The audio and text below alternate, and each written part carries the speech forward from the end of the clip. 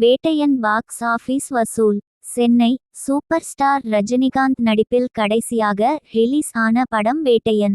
இதற்கு முன்னர் ரிலீஸ் ஆன ஜெயிலர் படம் கமர்ஷியலாக நல்ல வெற்றி பெற்றதால் இந்த படத்தின் மீதும் தனி எதிர்பார்ப்பு இருந்தது.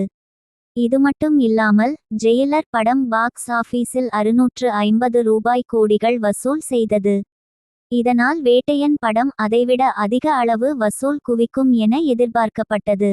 இது மட்டும் இல்லாமல் படத்தின் பெயரே ரசிகர்கள் மத்தியில் தனி எதிர்பார்ப்பை கூட்டியது.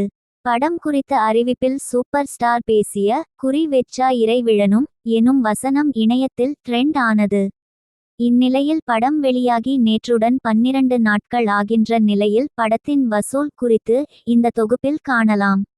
ஏற்கனவே கூறியதைப்போல் வேட்டையன் படம் சூப்பர் ஸ்டார் ரஜினிகாந்தின் 170வது படம்.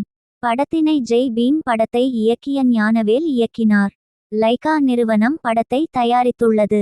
அனிருத் இசை அமைத்துள்ளார். படத்தில் அமிதாப் பச்சன், மன்சு வாரியர், ரித்திகா சிங், துஷாரா விஜயன், ராணா டகுபதி, ஃபகத் ஃபாசில், ரமேஷ் திலக் என பல நட்சத்திரங்கள் நடித்துள்ளனர்.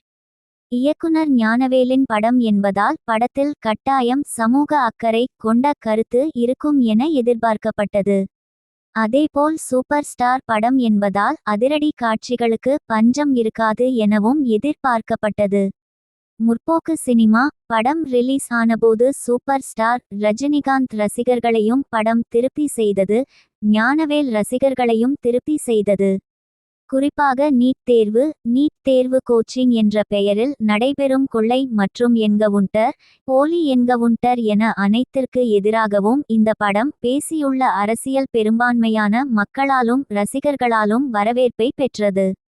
படம் பார்த்த ரசிகர்கள் பலரும் சூப்பர் ஸ்டார் போன்ற உச்ச நட்சத்திரம் இதுபோன்ற கருத்துச் செறிவுள்ள படத்தில் நடித்தது என்பது தமிழ் திரைப்படச் சூழல் முற்போக்கான சிந்தனைகளை நோக்கி வேகமாக நகர்கின்றது என கருத்து தெரிவித்தனர்.